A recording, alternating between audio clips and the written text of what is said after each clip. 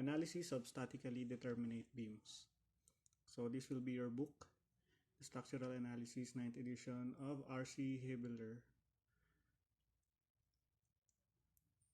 So our topic will be simple steps in analyzing statically determinate beams. So we have 3 steps in solving. Basically 3 steps yan. Kung pag sinabi kong easy steps, talagang easy lang to. So let's talk about the step 1. Determine the reaction forces acting in each support.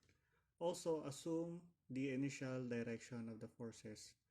So ang ibig sabihin nito, dapat initially alam nyo na kung saan ang direction ng mga forces.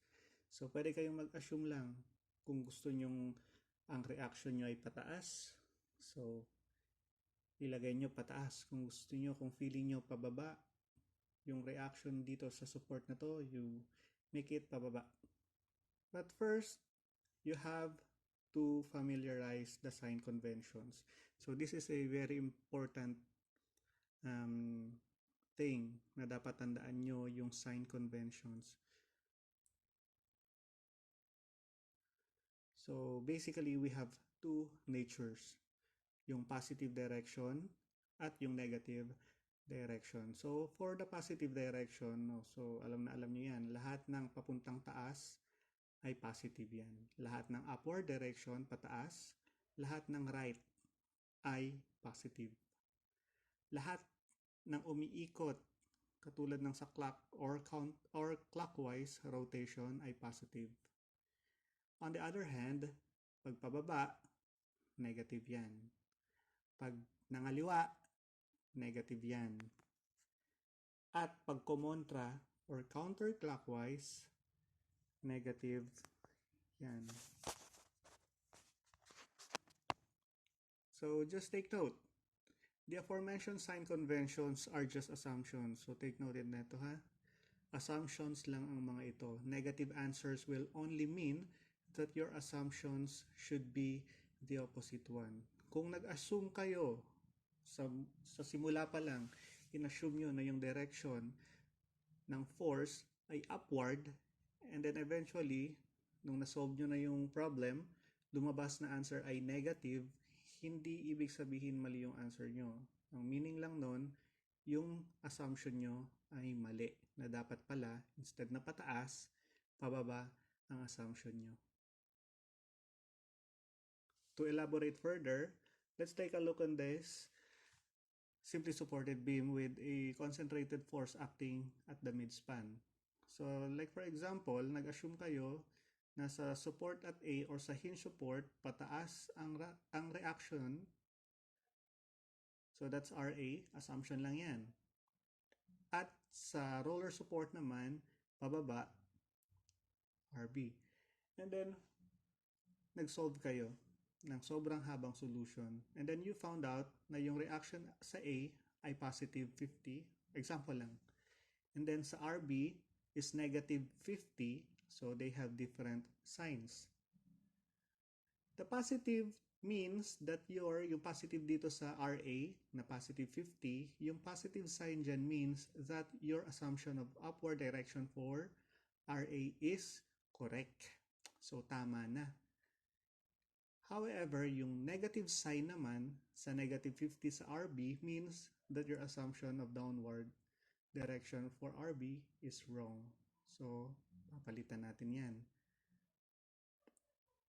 So, instead na pababa, pataas. So, yung X na yan, magiging check. I hope naintindihan nyo. So, step 2. If there is a presence of diagonal force or forces acting on the system, get first its horizontal and vertical components. So yun ang second step. So after na mag-assume ng reaction or the direction of the reactions, so the step 2 will be breaking the diagonal force into its components. So from your mechanics, natutunan nyo na yung component method. So, let's elaborate. So, kunyari meron tayo, let's simple beam na may diagonal force acting on it with an angle theta. So, actually, that force, so yung x is in negative direction and y is also in negative direction. So, ganyan. So, that is from your mechanics. So, to elaborate further, from your mechanics, diba, gumagawa kayo ng force triangle. Yan yung force triangle. The black one is for the force F, yung diagonal. The Fy is for its vertical component. And for the horizontal, yung green na arrow is for the horizontal component ni force F. So yan si force F, si Fy, and Fx, and the angle theta. So by trigonometry, using SOHCAHTOA, Fy is just equal to F sine theta and Fx is equal to F cosine theta. So, ganyan lang. So, instead of using the diagonal force F in your calculation, make use of its components for easy calculation.